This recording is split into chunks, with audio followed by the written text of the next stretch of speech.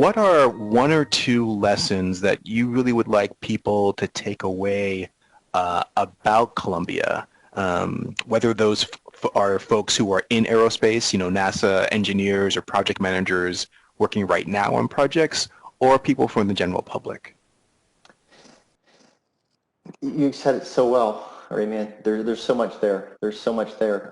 Picking a couple out, I'll give those to you, and then perhaps a different day we could share more. Um, and when we talk about this, they're going to seem so simple. I'm going to suggest that to you. They're going to seem so simple, but they're not. They're hard in practice, right? These are things we've learned a long time ago, but they're hard in practice to do. Also, I'm going to suggest is I share some of these with you. I invite the audience to think of them and see them through your lens. I'm going to share those as the perspective of part of the launch team, part of the Columbia recovery team, but I would invite you to think of them through what you do every day in your jobs, what you do in your home life, because these lessons are so applicable across all genres. You don't have to be talking about launching rockets. They really apply to everything.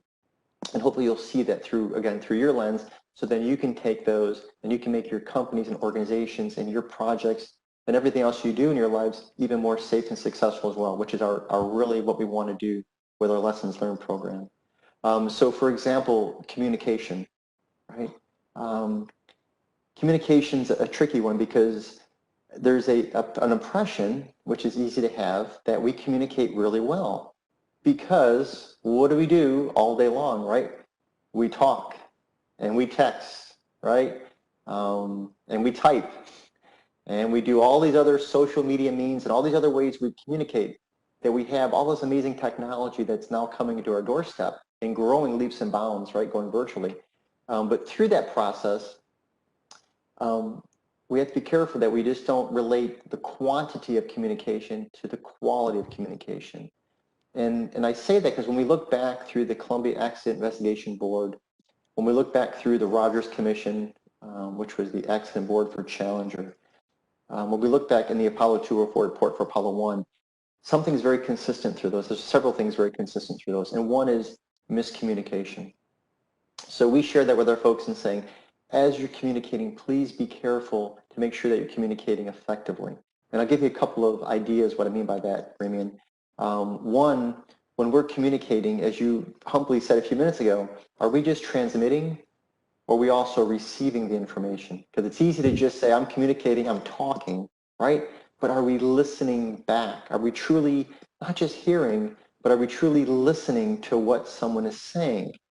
That's one thing we have to make sure we do. Also, how we communicate.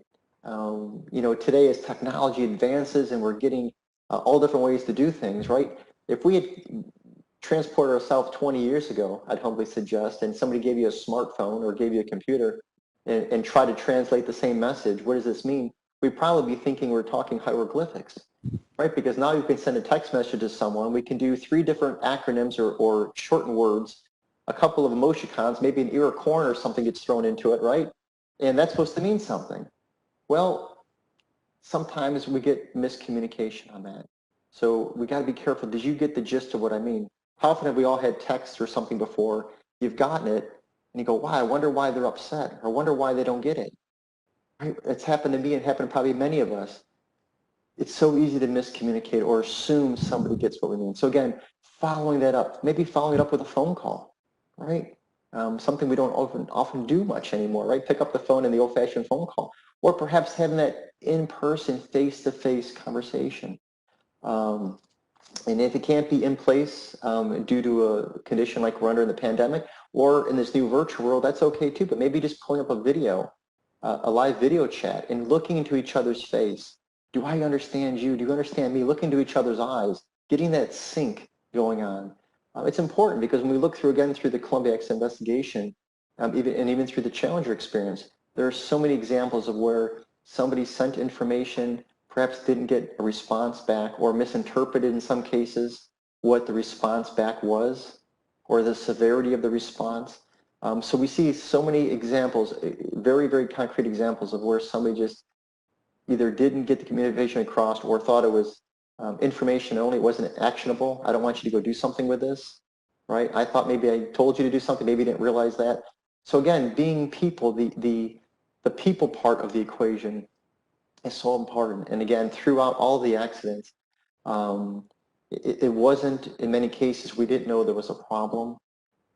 It was communicating the severity of the problem, communicating the nature of the problem, and even communicating the things we didn't understand about the problem effectively. You know, the doubt that was into the analysis, perhaps, or the parts that we didn't quite have the whole picture together. Even, you know, and there's another mention, of course we can talk forever, but not only, I would humbly suggest communicating the information that you have, but it's also as powerful to communicate the information that you don't have, right? So I would humbly again suggest not just saying the facts, but if you don't have the data or analysis to back up your inference or your conclusion, it's good to share that. You know, maybe the modeling we have doesn't have the fidelity that we need, or perhaps there's holes in the modeling, or perhaps we don't even have the model that's effective at all. And sharing that information, it's very difficult for us as people, and I face this as well.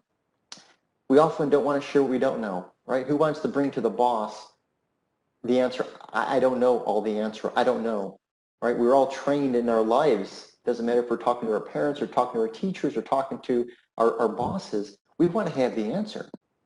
You know, Lord knows on the launch team, I didn't want to go forward to our leadership and say, well, you know, to launch director, I don't know the answer to that. You want to be crisp on the spot. You want to have, you know, all the T's crossed, all the I's dotted. That's being people, and that's good. It drives excellence. But again, I humbly suggest it's also good to say we don't know when we don't know, and to be honest about that. Because if we fill that vacuum with guessing or making assumptions that aren't correct, that can lead us in a much more damaging direction at times. So communication is a big one, but it goes into, again, the methods we communicate, validating the information, transmitting and receiving both back and forth, and also making sure that we communicate effectively what that is, and we don't fill in the holes with things that might not have the fidelity that'll help us get to a good answer.